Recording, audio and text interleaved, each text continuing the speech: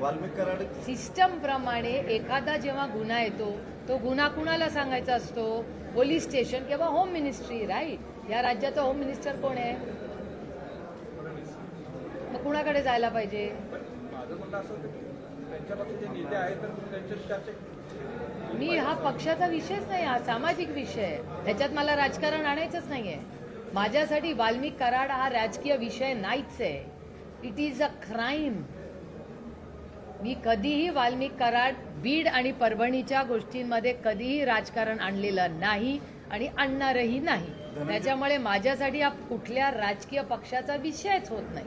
आणि competent authority कोण आहे? कॉम्पिटंट अथॉरिटी ही पोलीस आहे आणि पोलीस खात्याचा मंत्री आहे. पोलीस खात्याचे मंत्री हे माननीय मुख्यमंत्री आहेत. सिंपल. वाल्मिक कराडवरती काल मकोका अंतर्गत कारवाई झाली. त्यानंतर धनंजय मुंडेंच्या राजीनाम्याची मागणी विरोधकांकडून आणखी जोरात. विरोधक म्हणजे कोणी कोणी केली आहे? सुरेश दसांनी पण केली, सगळेच विरोधक. ओके, माझे त्याच्या आधी काही प्रश्न आहेत. मला सरकारला काही प्रश्न विचारायचे आहेत.